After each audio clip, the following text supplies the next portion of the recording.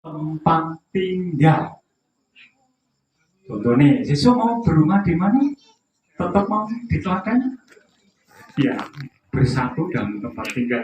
Tempat tinggalnya di mana? Kecuali kalau pekerjaannya jauh. Nah, tidur bersatu dalam tempat tidur. Ini bersatu dalam tempat tidur. Tidurnya DWD jangan. Zaman dulu Mbah Poyo nih, Mbah Poyo. Zaman dulu itu jangan ditiru. Bapak itu tidurnya di kamar VIP, jadi di ruang kamar depan. Ibu tidurnya di ruang dapur.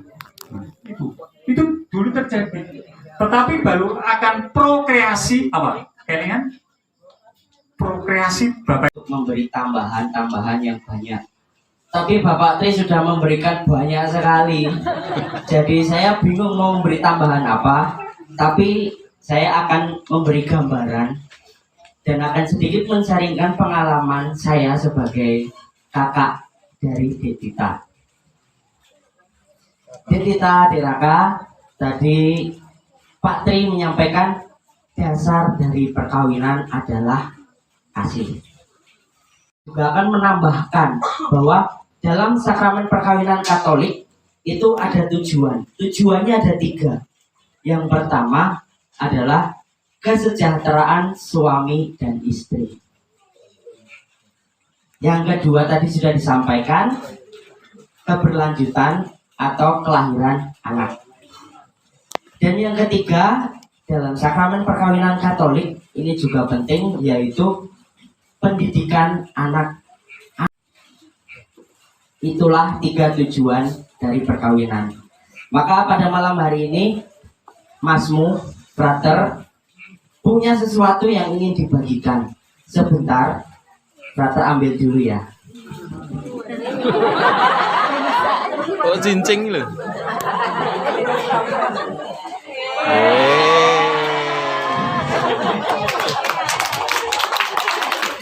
Sederhana tapi membawa sukacita. Frater tidak punya apa-apa, jadi hanya bisa memberi doa dan kasih cinta.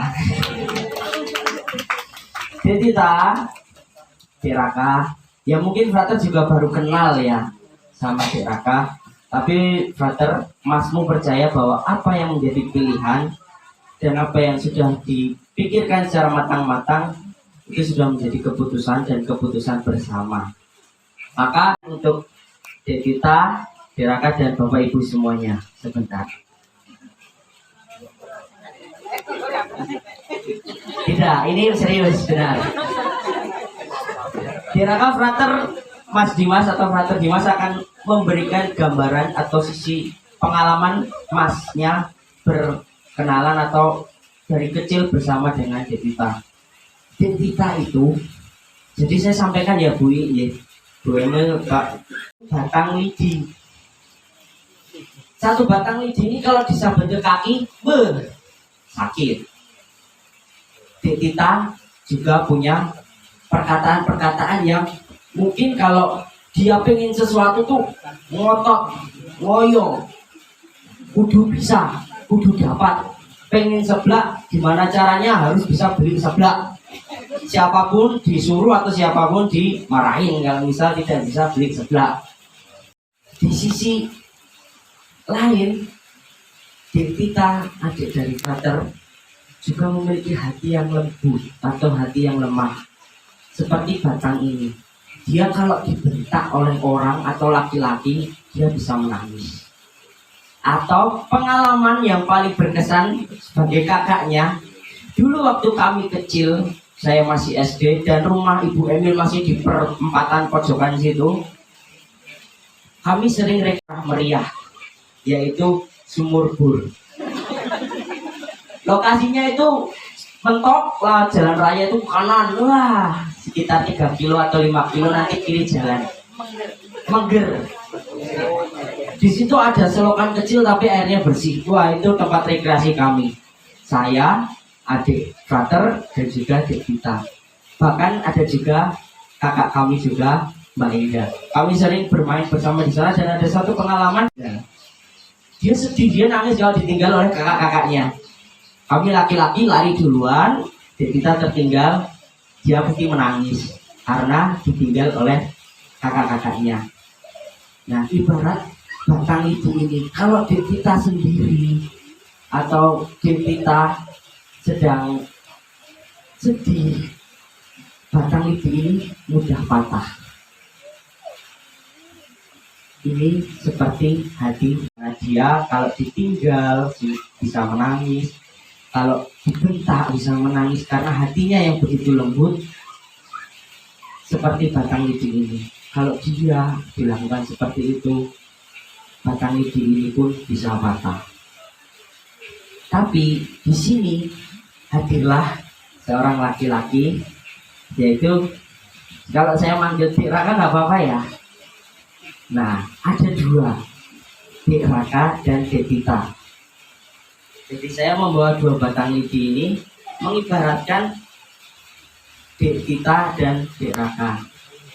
Mereka adalah dua pribadi yang berbeda, tapi ingin sepakat untuk dipersatukan, untuk bersama. Nah, tapi mereka tidak ingin dipersatukan hanya berdua seperti ini. Mereka ingin dipersatukan dan diikat dalam sakit. Besok Dik Tita, Dik Raka akan mengucapkan janji mereka di depan sakramen, di depan tabernakel, depan altar.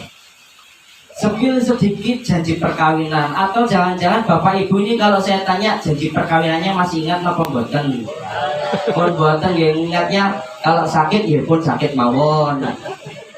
Janji perkawinan yang diucapkan oleh mempelai laki-laki dan mempelai perempuan adalah mereka akan tinggal bersama dalam syukur, untung dan malang, sehat maupun sakit. Jadi saya mengibaratkan rumah tangga Dik Tita itu seperti, dan Dik Raka ini seperti sapu lidi, di mana di dalamnya ada sedih, suka, gembira, untung, sakit, debat. Tadi sudah disampaikan tidak saling mendengarkan dan lain sebagainya. Ada banyak sekali problem-problem, tapi mereka ingin mengikatkan diri mereka, yaitu tali sapu lidi ini. Ketika mereka bersatu, saya menantang bapak ibu, siapa yang bisa maju untuk mematahkan ini? Monggo yang paling berotot. Itulah rumah tangga. Dan ketika mereka bersatu, ketika Dik Tita dan Dik Raka bersatu, kelak harapannya dengan ikatan perjanjian perkawinan itu, mereka bisa melakukan segala hal bersama. Membersihkan halaman, nyapu, dan lain sebagainya bisa dilakukan bersama. Karena dengan adanya sapu lidi ini ada banyak sekali manfaat yang bisa dilakukan. Pesannya adalah, yang ingin Mas sampaikan, Dik Tita, kamu seperti sapu lidi ini. Ketika nanti kamu sudah berkeluarga dengan Dik Raka, teruslah kuat dan jangan lupa kamu tenang. Inilah yang menguatkan perkawinan bapak ibu juga, hingga sampai usia perkawinan yang mungkin sudah 50 tahun, pesta emas atau pesta perak. Saya bersyukur saya dapat kesempatan untuk datang ke sini dan menghadiri perkawinan adik saya. Karena janjinya kami adalah yang diarep-arep supaya saya ditahbiskan imam terlebih dahulu dan saya membawakan perayaan Ekaristi untuk adik saya. Tapi mungkin ceritanya berbeda. Jadi saya belum bisa karena masih ada banyak proses yang harus saya jalani. Tapi saya bersyukur saya bisa datang ke sini.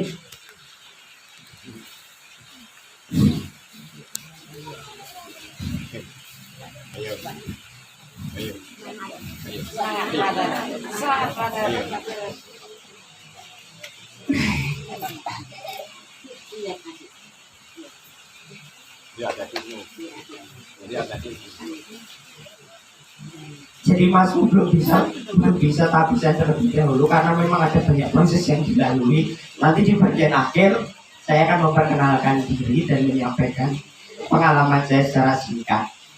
Tapi yang saya syukuri adalah saya di sini bisa menyampaikan pesan bahwa adik saya yang saya cintai ini sudah berkeluarga dan sudah diikat oleh, besok akan diikat oleh perjanjian sakramen, berjanji perkawinan.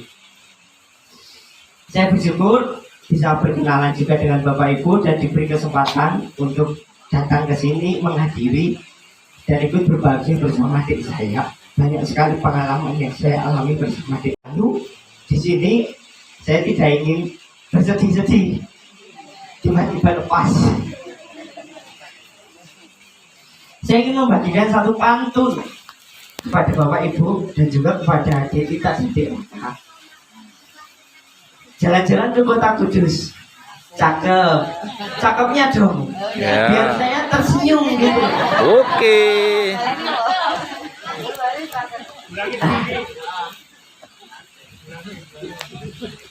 Operator hatinya lembut juga rasanya. Operator juga manusia.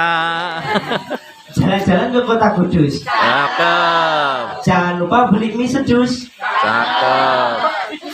Dalam nama Bapa, Putra dan Roh Kudus, Mas tuntun Dek Raka dan Dek Tita ke jalan Kristus. Keren. Amin. Ada lagi. Oke.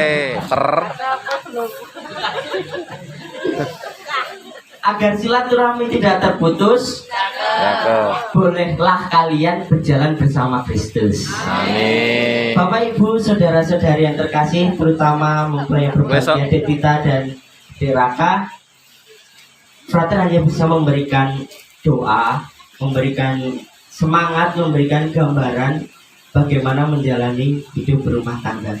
Karena jujur, sharing-sharing dengan kakak kelas yang sudah menjadi romo atau romo-romo yang sudah sepuh, kami itu pusing, kami itu kebingungan. Kebingungannya kenapa?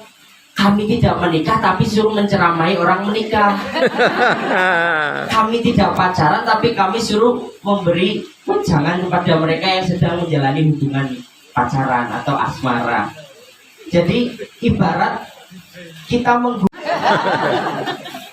Jadi pengalaman yang bisa kami bagikan adalah pengalaman bagaimana melihat suatu perkawinan itu dari sudut pandang campur tangan kasih Tuhan, lalu melalui kitab suci, lalu melalui pengalaman perjumpaan seorang imam dengan umat-umatnya yang menjalani perkawinan. Dan saya memberi sedikit bocoran pengalaman romo-romo senior saya itu menceritakan bahwa tantangan terberat dalam perkawinan adalah 5 tahun pertama setelah menikah. Karena apa? Selama menjalani masa pacaran mungkin yang ditampilkan adalah romantis, yang ditampilkan adalah yang suci-suci, yang baik-baik, lumo, nyah-nyoh. Tidak tahu setelah menjalani perkawinan ternyata ada sesuatu yang kita tidak bisa ketahui terlebih dahulu. Ibarat begini, selama pacaran tidak pernah bubuk bareng.